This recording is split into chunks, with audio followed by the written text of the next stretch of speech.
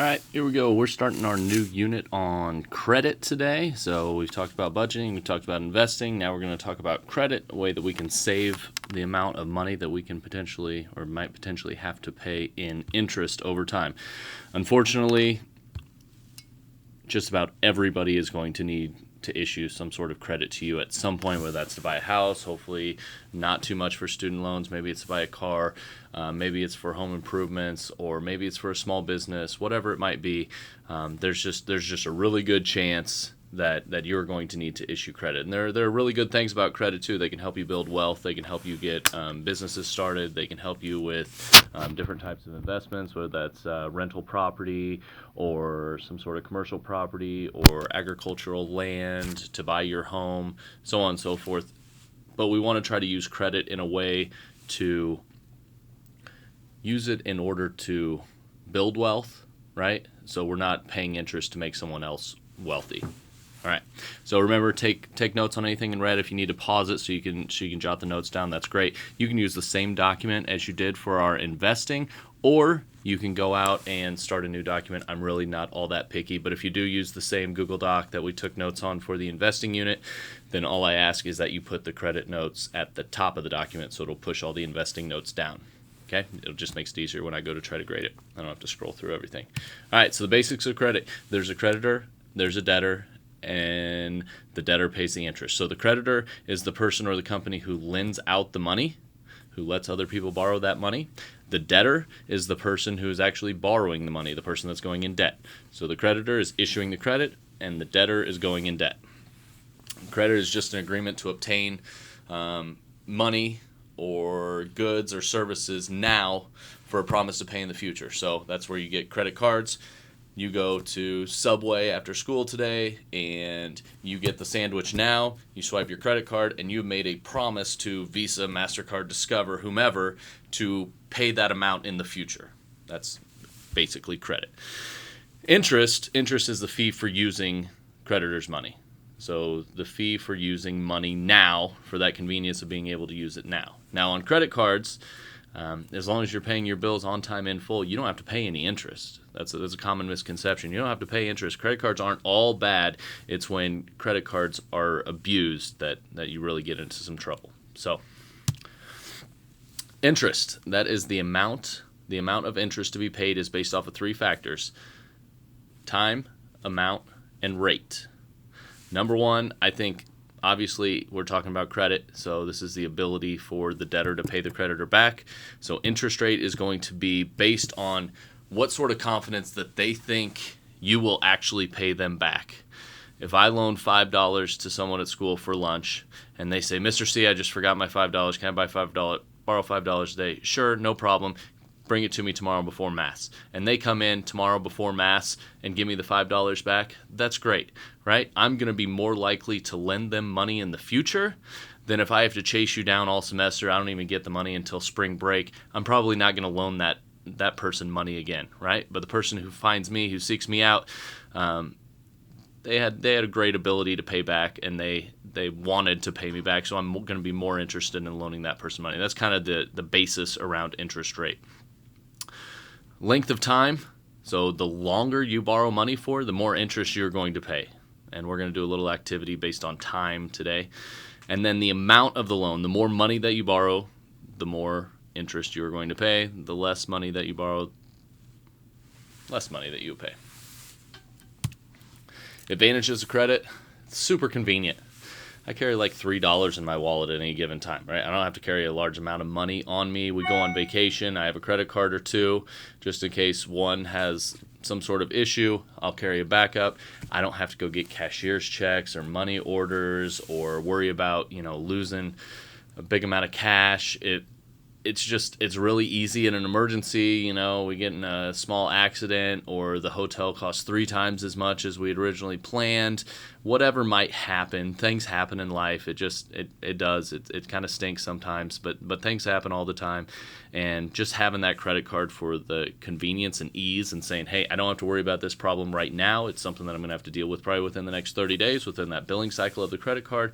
But it's really convenient to have. Other great things about credit cards, you can get free stuff, you can get free money, free flights, depends on what kind of card you have. All the cards have some sort of promotional incentive for you to use that card.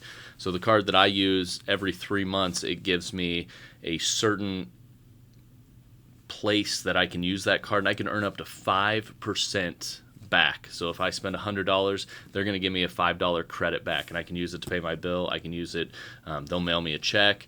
I can buy hotel rooms or gift cards, a bunch of other stuff. They make deals with other companies to try to work on that. The Venture card, if you see up in the top right, they work with airlines, so you get flights. They have the no blackout dates. You see Alec Baldwin up there. That's kind of their thing. Everybody has a different card for a different reason, but it should be some sort of reward that benefits you. I use my Sam's Club card all the time, and they basically just give me cash back. So I go at the end of the year, and they give me $500 cash around Christmas time, which is awesome to have. And I don't pay any interest for that because I pay my bills on time, in full, every single month at the end of every single billing cycle. So actually, credit card companies pay me to use their card. They make money off of every single purchase that is made. They'll make a 1, 2, 3% of every transaction that is made for everyone. Then they also make money off of late fees. They make money off of interest, so on and so forth. Balance transfer fees. We'll talk all about that later. Disadvantages of credit. It's very tempting for people to go out and buy things that they can't afford, that they don't need. There are always different specials going on. Hey, try this card. Spend $1,000 in the first 3 months, and we'll give you $250 bonus dollars. Right? They want you to get them using using their card. Interest causes items that cost way more than if you were just to pay cash. You are definitely committing future income. If you haven't saved the money prior to making that purchase, then you're committing future income that you haven't even earned yet. Credit card companies can raise your interest rate at any time for any reason. I have a really great credit score, and just the other day, they sent me something that said, hey, your 10% credit card just got raised to 16%. Why? Just because they wanted to. The average credit card interest rate is 18%, and that is really, really high. It can go up all the way to 29.99%, which is the usury rate in the state of Kansas, and that's a lot. That's $30 of every 100, but the average credit card interest rate is about 18%. And again, down in the bottom right-hand corner, you can avoid paying interest. You don't want to pay interest. Paying interest makes someone else rich. You can avoid paying interest if you pay your credit card balance in full every month. They'll send you a bill at the end of the billing cycle. Usually billing cycles are 30 days. They'll send you a bill. If it's $228, you write a check or get online and pay your bill online, $228. You don't have to pay any interest. You don't have to pay any late fees, nothing. You just get to reap all of the advantages of credit, right? And especially this free stuff down here, okay? So credit cards can be good. It's just make sure you're not abusing them. Your credit rating, that is like your GPA in school, right? Colleges will look at your GPA, and that'll kind of tell a story of what kind of student you were in high school. Well, a credit rating is basically the same thing. It is a number that you get somewhere between 350 and 800, 850 I believe it goes up to, basically showing what your ability and willingness to pay your debts on time. Are you one of those people that shows up the next day to give me $5 for borrowing $5? Or are you the person that kind of puts it off, doesn't pay your bills on time, don't have enough money to actually pay the bill, you partially pay, you end up paying interest, you end up paying late fees? Which type of person are you? Sometimes you don't pay at all, but a good credit rating tells lenders that you are a responsible borrower, that you're a good credit risk, you'll have a lower interest rate, and you'll pay less in interest. And a bad credit rating tells the exact opposite. Like, we need to charge a higher interest rate because we don't know if we're going to get our money back. It's a larger risk. Same thing that we talked about in the investing unit. Higher risk, higher reward, lower risk, lower reward. Well, that's what the credit card companies are thinking too. If they're a high risk of not paying me back, then I need to have a high reward of a high interest rate. If they're a low risk, then we're going to have lower rates because there's less at risk. Anytime you need to buy a house, a new car, a used car, get a credit card, rent an apartment. Sometimes even applying for a job, people are now checking your credit rating to see what type of person are you. Are you someone who does what they say, who fulfills a promise that you make? Because that's what you do. Every time you swipe your credit card, you are promising that credit card that you're going to pay X amount at the end of the month. FICO score. FICO score is just a fancy way of saying credit score. If you need to know what FICO means, it actually stands for Fair Isaac Company or Corporation. I forget which one it is. But your credit score can fluctuate. Lowest is 300, highest is 850.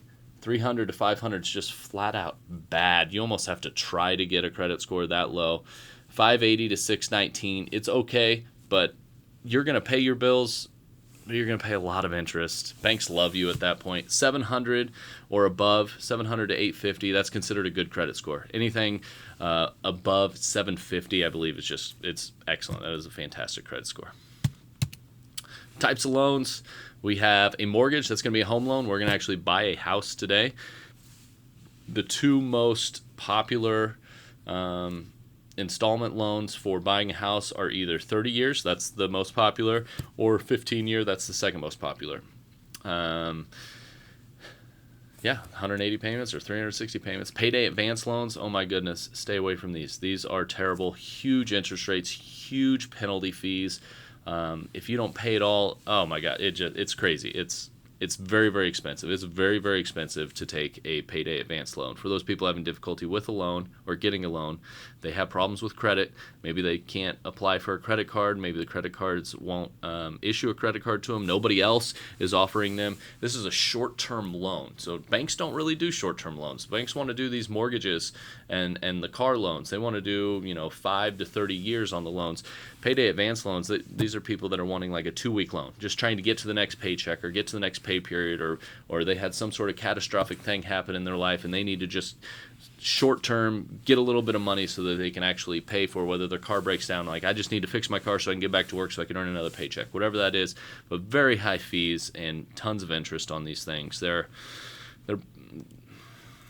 borderline unethical at some points, but they can actually help out people as well. It's just kind of a loophole in the system for people who have kind of bad credit. The banks don't want to mess with it. The credit card companies don't want to mess with it. And so it kind of opened a door for these payday advance loans. So they do fill a need, but at the same time, it's really hard. But again, these are very high risk, so there's going to be very high reward for the payday advance loans. A lot of the people that take these payday advance loans don't pay them back. So there's very, very high risk from a business standpoint. Small business loan, we're gonna scratch that for now and go to tithing. We talked about tithing. We always talk about giving back. Tithing is 10% of your income promised to the church. This was Kristen Whalen. She wrote this years and years ago. She has graduated from college by now, but I thought it was really, really good, so I kept it in here, and I will let you guys read it. So I don't read it to you, and then here in about a minute, we'll get ready for our assignment for the day.